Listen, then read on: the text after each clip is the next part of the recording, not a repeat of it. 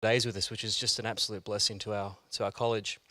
And he'll be doing various things with us. And if I was to put a theme to what we've asked John to do for us here at Alphacrucis, as a student particularly, when you read you read these academic works and these great names that write these big books and all these articles, it's very easy to build this aura around this faceless author that's produced all this great work, and then you meet them and you realize you're a fantastic human being, but you're a human. You're another person like myself, and there's a story behind the work and the books that are produced and all of that. And so I guess what I've asked John to sort of interweave through all of his talks with us is just a little bit about himself and just his own journey, and how this great books like Paul and the Gift come to be. Obviously they don't just emerge out of the thin air. That's the result of a lifetime's work and personal investment and personal passion. And so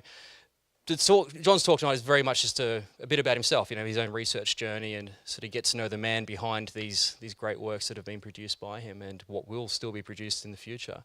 So I'm not going to talk anymore. I'm going to give it to John, and then he'll talk for about 20-25 minutes, and then we'll just open up the floor to some questions and a bit of Q&A. So thanks very much, John.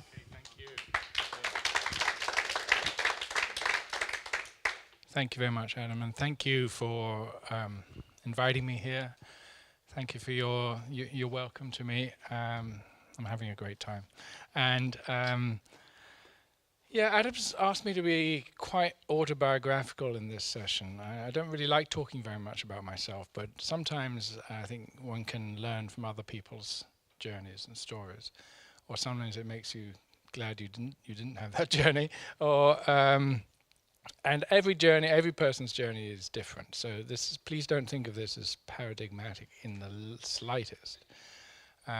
This is some reflections, as it were, on where I've come from and where I am.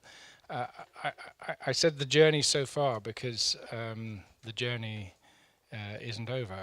And one of the things I've learned, I think, over my life is to always expect to be moving on.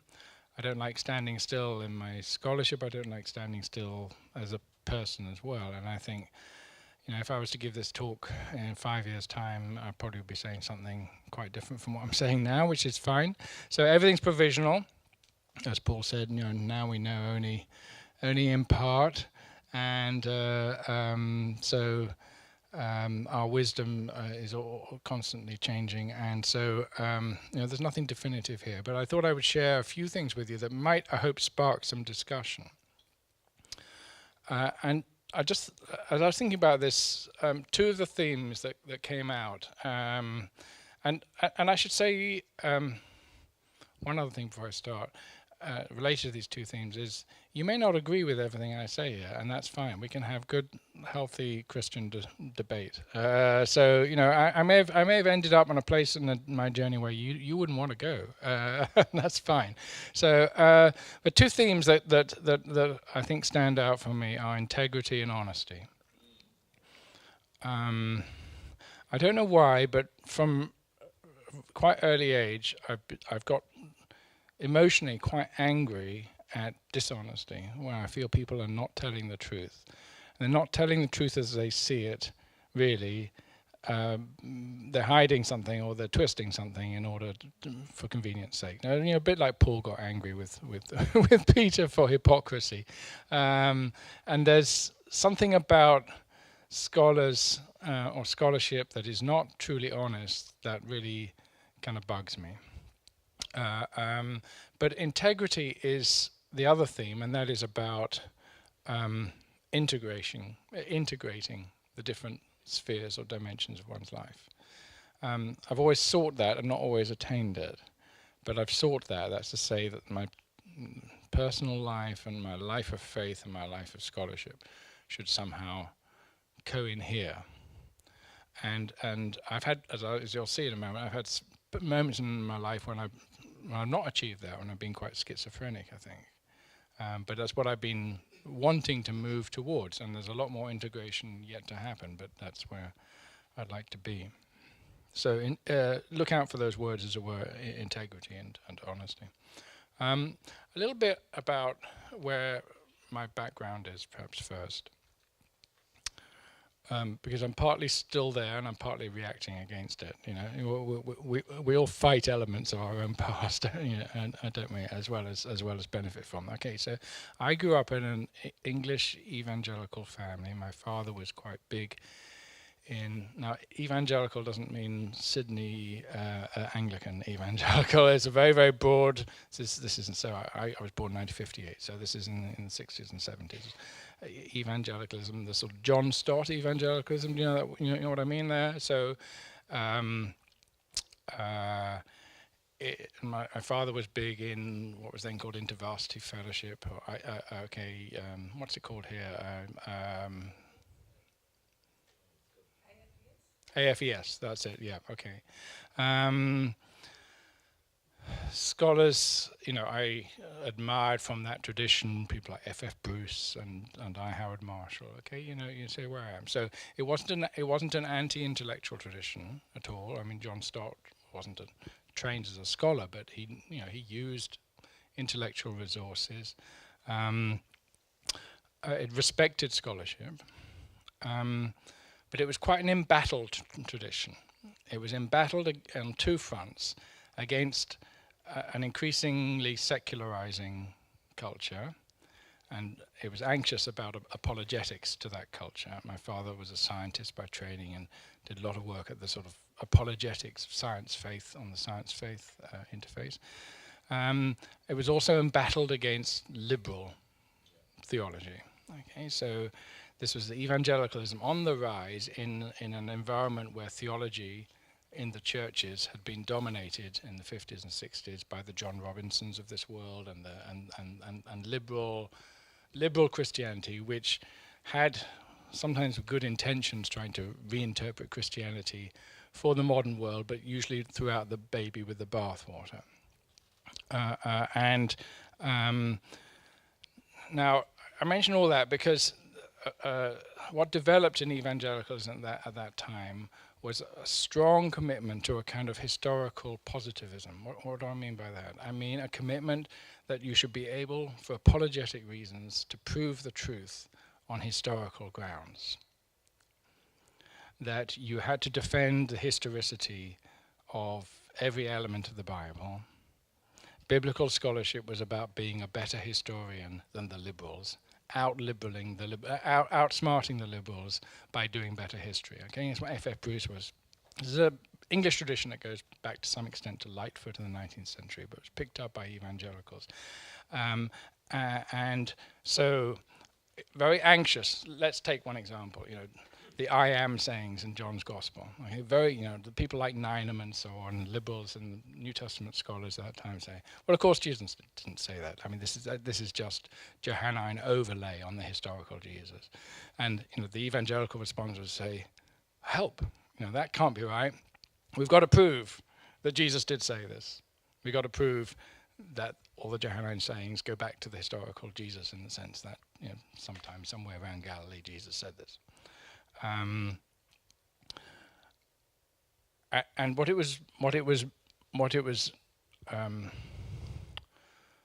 I say, wedded to was a kind of modernist historicist paradigm, in the sense that we have to work on the same grounds as our culture, the rational grounds of modernism, to prove our case on their grounds. Okay, you can prove the resurrection happened by, you know, this, that, and that, and that, and that historical arguments, and then you've done it. And then any rational person should see from that Christianity is true. Now, that was the ethos in which I grew up, and it resulted in a kind of maximal conservatism on every sort of disputed point. You get as close to the sort of traditional point as you possibly can by arguing on historical grounds.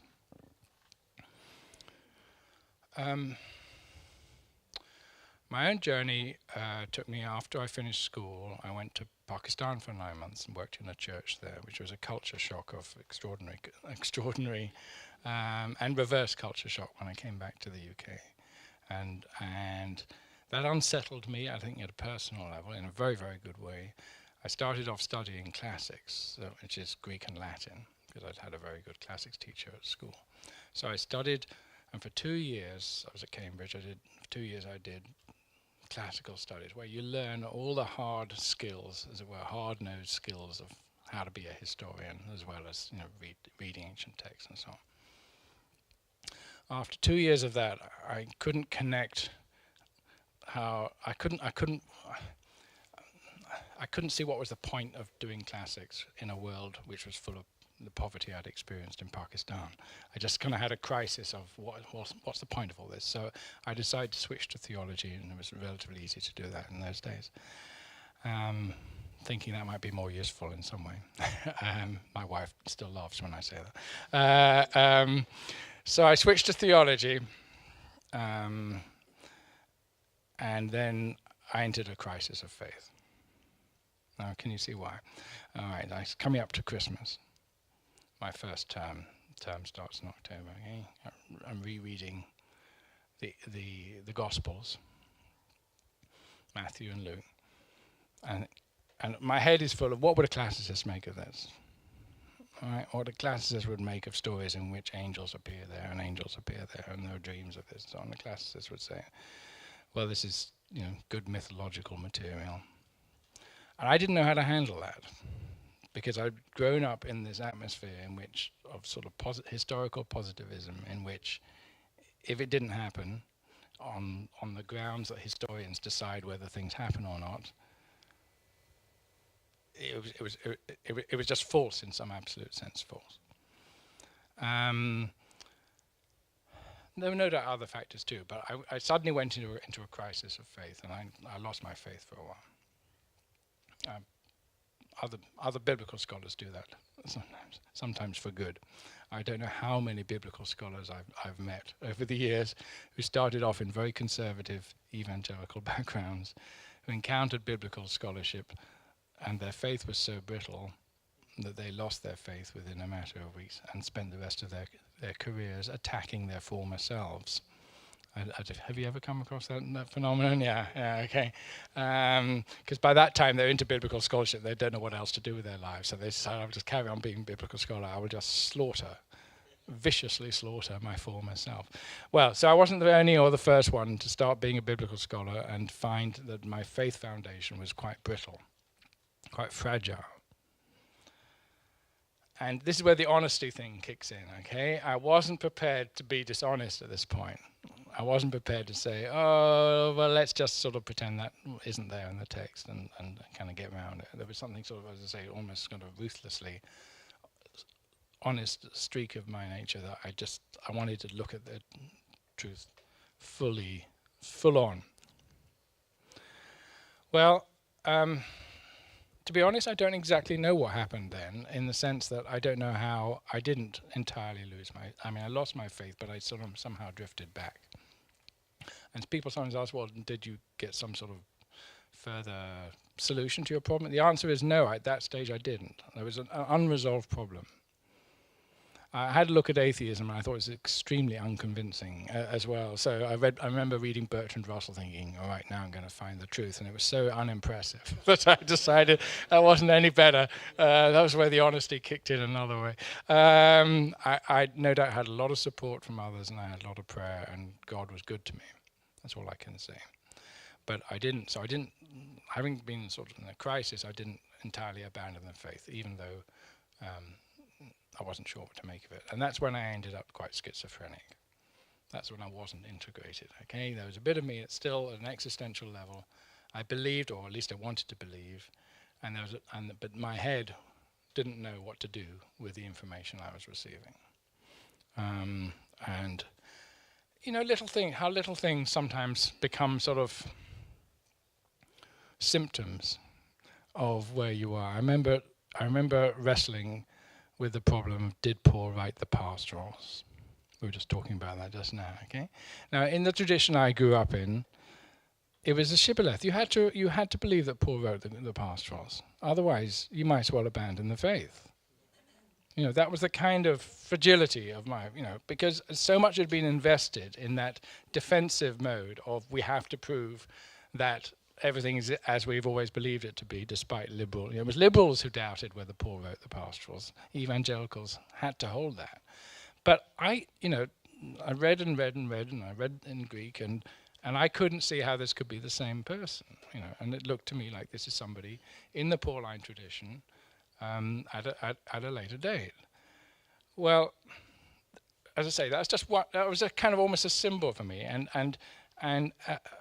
as a symptom rather of the kind of struggle that I was having, because my brain, my intellectual training, everything said this can't be the case, and I couldn't see quite, well then how can I be a Christian? Similarly, the I am sayings in the gospel, just to take another example, I'm really not sure as a historian I can believe that Jesus said all these I am sayings. And for a long time I couldn't really handle John's gospel at all, actually. I really couldn't make head or tail of it. I didn't lose my faith, but I kind of veered off into other areas. I had done my PhD on Paul. I'd been very fortunate because I started my PhD at a time when the whole world of Pauline scholarship had opened up in a completely fresh way. So Ed Sanders, some of you will know the story, Ed Sanders wrote a book called Paul and Palestinian Judaism, which completely questioned the whole Protestant tradition of reading Paul. And that was published in 1977. I started my theology in 1979. So just at the time when the New Perspective was breaking. And actually I was very fortunate. I was tutored for a while as an undergraduate by Tom Wright. So I got the New Perspective, over long one-to-one supervisions with Tom Wright. I drank it in with my coffee. It was a good time to do a PhD on Paul, wasn't it? Because suddenly a whole new paradigm shift, So I did my PhD on Galatians and learned a lot. Actually, I learned a lot from the New Perspective, though I still secretly rather liked, I'm not sure I'm allowed to say that here, but I rather liked Bultmann and Kaiserman because I thought they were really interesting on Pauline theology. But anyway, I did my PhD, but after that I didn't know how to go on in doing subjects that had a sort of theological slant. So I became a social historian, basically. I decided, well, what I'm good at is history. So I did a lot of work on social history of early Christianity. And then I did a lot of work on the social history of ancient Judaism, diaspora Judaism. Wrote a book about that. And in a way, looking back on it, it was a kind of a way of avoiding theological questions, while indulging my interest in history. And from the book on diaspora Judaism, I wrote a commentary on Josephus's apologetic work called Against Appian, which I really enjoyed, but it took me a long time to do it and ended up as a book too expensive for anybody to buy. It's almost like I needed that time, and I needed that time to start integrating. As I said, I was good on the honesty bit. I was not good on the integrity bit, okay? Because there was my faith bit over here and my biblical scholarship over here, and they weren't really well connected. There are many factors that have helped me slowly to integrate them. People, being part of a worshipping church, but most of all, I think it was about finding a theological foundation to stand on. Something a bit more substantial than the kind of positivist or modernist evangelicalism that I'd grown up in. I'm still call myself an evangelical. In my book, an evangelical means somebody who believes in the gospel. That's where the word comes from. And probably if I have if you'd say, well, where are you closest to theologically, it would be probably Lutheran theology.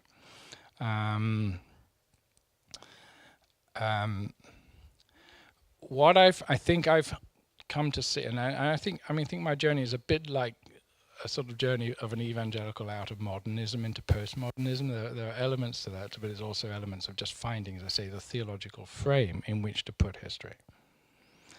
one of the odd things about the evangelicalism I grew up in was it was so nervous about theology. I was positively told, don't go to any theology lectures in Cambridge because the theologians are terrible. They're really, really liberal and they'll lead you astray. So, it was in the Tyndale House model. If you do biblical studies, biblical studies, biblical studies, but don't ask any theological questions because, but that's not the right thing to do. You're doing Bible, you're not doing theology. That's a terrible divide. It's a really awful divide.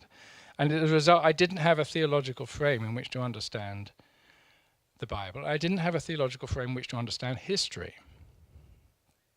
All right. Now, one of the moves that's happened in our culture towards postmodernism is to relativize modernism. That's to say, okay, well, you can play a modernist historical game, absolutely, but that's only one game, as it were. That is, within its own frame of reference, it makes a certain sense. But by definition, as modern historiography has been defined, it has to leave God out of the picture.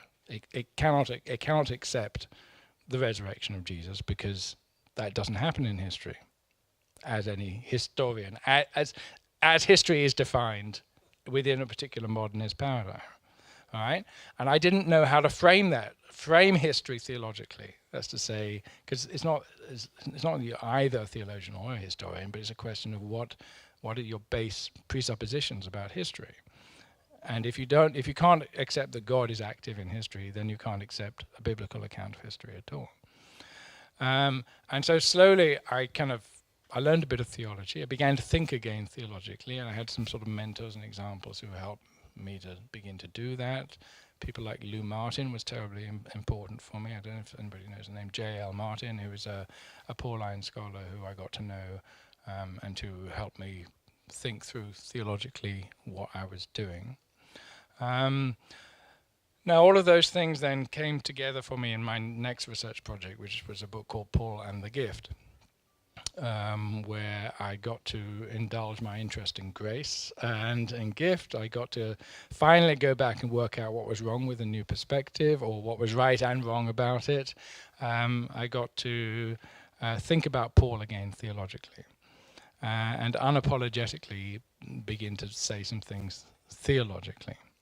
In other words, I began to frame my biblical scholarship, including the historical questions it raised, within a larger theological frame, and began to be interested again in theological interpretation. I'm fascinated now by John's Gospel, which I've been avoiding for 30 years. Because to me, when I'm playing the modernist historical game, I would say, well, Jesus didn't say the I am sayings. But if I'm framing history theologically, I would say, whether Jesus actually at any point in Galilee said this or not, these are true interpretations of what Jesus is about. In other words, if all of history is framed Christologically, then John is absolutely saying the truth about Jesus, reading the story of Jesus from a post-resurrection frame. And the truth about Jesus is that he is the way and the truth and the life. And John is bearing witness to that, just as every historical account has its own presuppositional frame, is reporting events from a perspective. John is reporting the life of Jesus from a theological perspective. And why ever not? Of course he should do. That's what Christian historiography is about. So now that you may not agree with that, but that's the kind of place that I've come to, and I've tried therefore to integrate historical and theological interests. Conscious that I'm sometimes playing certain games, as it were, in certain contexts, or at least when I'm speaking at Society of Biblical Literature in a certain context, I won't go on about my Christian convictions, but they will always frame what I'm thinking and saying.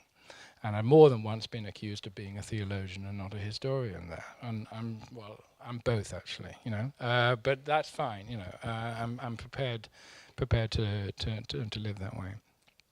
So that's where my research is. I'm thinking more and more about theological interpretation of Scripture. I'll say more about that tomorrow.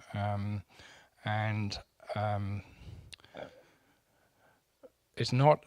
I hope you can see it's not quite the sort of.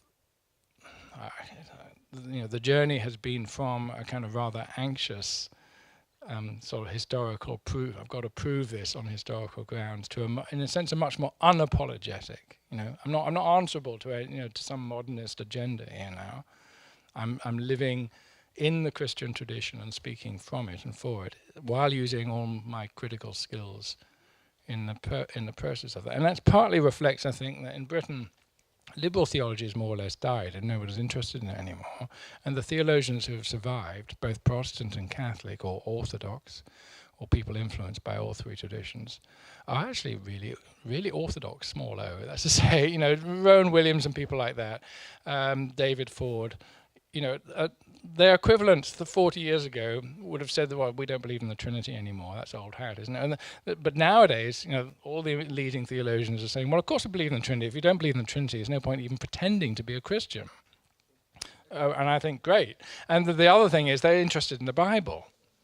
The theologians are seriously interested in the Bible, which, I had a colleague in Glasgow, and I taught in Glasgow for 20 years. And that was a very barren place for me. I think it's partly, why I struggle, because I just didn't have theological colleagues I could speak to about theology, because my theological colleagues there said, "Well, we don't do anything with the Bible. Well, theology has nothing to do with the Bible." We all left that all behind, in kindergarten. You don't find that now. You find theologians who are very interested in reading the Bible, and they're looking for. My colleagues in Durham are looking to us biblical scholars and say, we'd like to discuss with you, how you read this text and how can we learn from each other here, which is a much more healthy environment, to be in. All right, I've gone on more than my 25 minutes, I think, but that's just a few thoughts and observations. Well, thank you so much for that, John. That was fantastic. So I'm going to obviously open up to questions from the floor, but I just wanted to take the first question if I could. I've just been reading through Paul and the Gift and just working through the Galatians section. I'm moving on to Romans next. And I think the thing that really jumped out at me, and you're talking about the biblical scholarship and your theology, and when you talk about the fruits of the Spirit, and you can study those historically, you can study those word studies and that sort of thing, but the point you really made there was that what Paul's doing here with this idea of love and being outworked in the fruits of the Spirit is that we can't say that we have grace. We can't say we have the love of God or grace unless it's expressed in a community, unless it's serving each other. It's not just our personal relationship. I'm paraphrasing, but it's not just that personal relationship and God's giving me joy so that I can get through the day, but it's something that actually is meant to impact other people around us. And that was just so amazing. I've stolen that from my Galatians class, and I'll claim it as my own.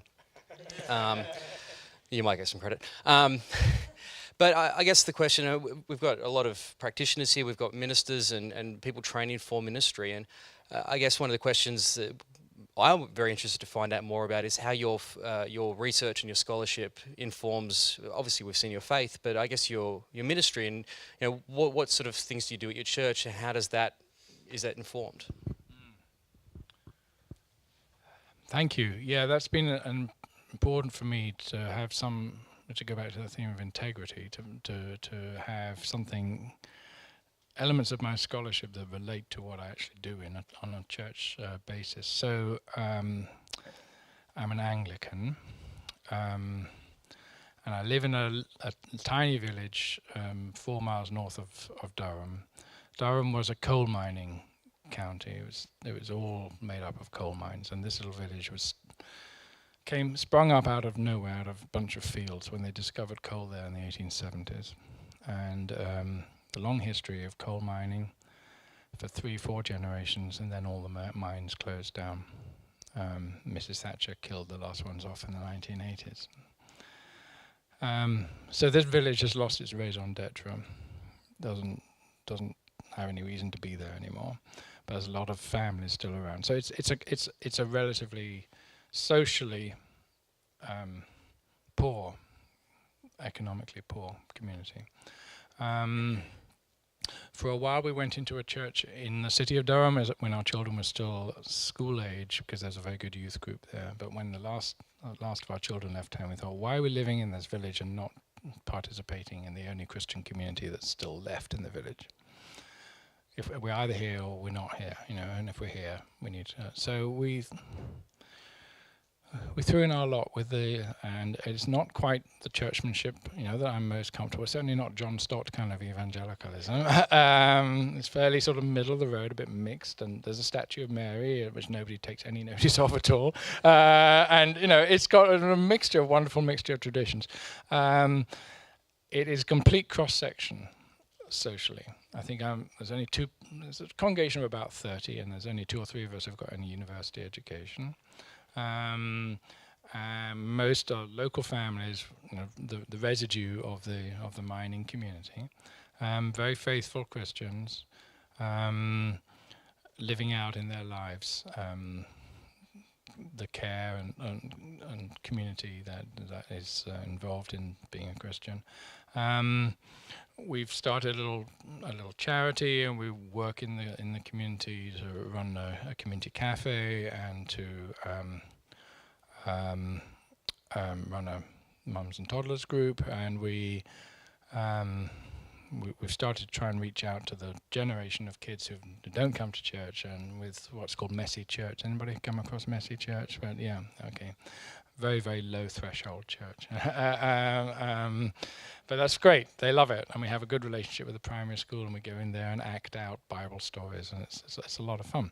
Now that, one of the reasons why I'm an Anglican is because the Eucharistic tradition in the Anglican Church means a lot to me. That's to say that every time I go to church, I go there to receive, to be reminded again of who I am by receiving the grace of God in the form of the bread and the wine. Now, when I lived in Scotland, I worked in Glasgow University and lived in Scotland for 20 years, I was Presbyterian there for complicated reasons. I won't go into that. And one of the problems in the Presbyterian tradition, seems to me, is that they've made the communion service so rare that if you blink, you miss it. And so the normal service is a sermon and hymns, and the sermon can then revert to a kind of moral exhortation, and you go to church and you're told who you ought to be, and you go out fired up, but you're not reminded of the gospel, or who you are and what God has done, unless you have a particularly good minister who keeps reminding you of that. But you need reminding of that. I need reminding every week of the grace of God. And the great thing about the Anglican liturgy is, even if the minister, the priest, is hopeless and the sermon is rubbish, you've got the liturgy, and the liturgy, it, despite itself almost, keeps reminding you, this is the narrative of salvation. And even if you're not sure about the theology of the priest who's giving it to you, what matters is she's just reminded you of the words of Jesus, take and eat. And in that context, I go up to receive communion alongside people totally different from me in terms of education and background, including on many occasions a couple of chaps from the home in the village for adults with severe learning difficulties. And I remember at that point that we're all on the same level. And being professor, whoever I am, matters at that moment not one whit. It makes no difference. We're all on the same level. We're all kneeling together, and we're receiving the grace of God. Now, that to me, quite a lot of that experience went into that book about grace, actually. It's about without regard to my worth. Because, if you were judging this by the normal standards of worth, we'd all be in very, very different places in the hierarchy of worth, wouldn't we? Well, who cares about the human hierarchy of worth? In this sort of context, it makes no difference. So that's part of the way that our involvement in that church and in the work of the church in the village is all part about, I believe in community. Yeah. Just fantastic. Yeah, I think I read that and you think it's okay, you can do the theology and this is the ideal that Paul is trying to say, and so it's something we should live towards, but it's actually you're bringing your experience to your research, which is then informing the outworking and the conclusion to it. That's fantastic. Look, we have a bit of time. If any other questions? Yep. Thank you, John, so much for telling some of your story. I'm really struck by the use of the word integrity and authenticity. And I suppose from listening to you, it feels like you've mentioned the importance of being in a worshipping community and also mentors that have helped you in the past with being authentic. And I'm just wondering if you could give a few other ideas of perhaps practices or whatever it is that's helped you to try to stay authentic so that you're not using the Bible just as a textbook or as a means for another publication, but that you're staying with a soft heart, close to Jesus, all that sort of good stuff.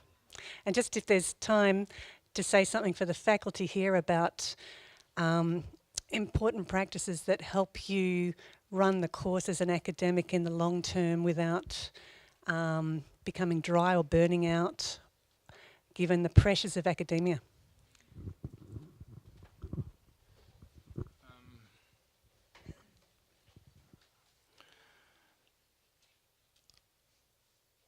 I think I've learned slowly to reread the Bible from with more than one set of spectacles on, as it were. It's my default position when I read the Bible is okay. What's the historical critic say about this? And I've learned that that's fine to ask those questions, but there are other questions that can be asked or other things to expect to hear from the text. So it's that sense of a sort of multi-layered. This is a text which has so much richness in it, and reading the Bible slowly and reading it, just stopping and reflecting again over a single verse. I find it helpful to be asked to preach something. I'm not a minister or priest, so I don't preach regularly, but I find it helpful to be asked to do that because it makes me think about what does this text mean in this context. I find it helpful to be asked to lead prayers as well, actually, because I find that I'm not a very good prayer, I have to say. But one of the ways that I learn to pray is by thinking about how to lead, is by thinking about prayers when I'm leading the prayers in church or something like that. Because I then realize I'm getting stuck and I'm, using the same old phrases again and again, and I sometimes read other people's prayers. I find that helpful. I find, reading the works by people who write poetry or who write prayers in a sort of poetic mode makes me stop and think about what exactly is being said here. So but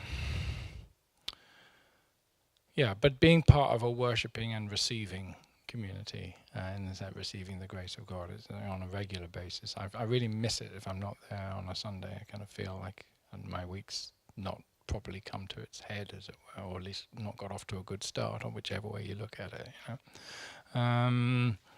In terms of burning out and so on,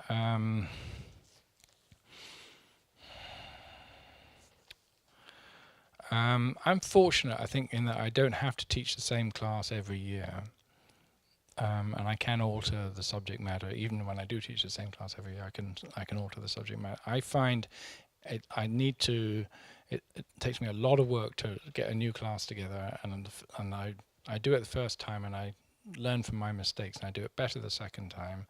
By the third time, though, it's beginning to get a bit old hat. So I force myself to change it somehow. Take out that whole segment and put a new segment. Learn something new. So keep altering it. And then run that bit for a couple of years, and then when you've got bored with that. I find teaching is so much about passion. I always say to my younger colleagues, the students are going to know how this lecture is going to go in the first 25 seconds. And they look at me a bit quizzically. I say, when you walk in, it's the look in your eyes. It shows whether you want to be there or not. Whether you're excited about this class or whether it's just like I'm going through the motions. And if I find myself walking into class after class thinking, oh, I wish this one was over, then it's time to move on. It's time to change subject, or alter my approach to the subject or something. Because I want to go in thinking, yes, we're going to discuss this today, and I really am excited about that. Yeah, just keep yourself on the move, I think. And I've been fortunate. I've had sabbatical leaves, which have enabled me to refresh, to learn new things, and to come back with something fresh. I'm fortunate to have PhD students who keep me on my toes and teach me things that I didn't know before. And to be in a research environment where I'm constantly learning from what else is going on around me. So I've been very fortunate in those regards. But it is easy to get burnt out and overworked. And overwork is the besetting sin, I think, for all academics, isn't it? Because we love our work so much. My wife's constantly saying to me, "Why don't you do something else?" And I do other things, but basically, on many a day, I'd be much happier just working, because I've got more to read and more to think about. But that's my problem. I have to force myself to do other things. You may not be aware, John's actually on a sabbatical right now. He's just come over from New Zealand to do some stuff, so that's why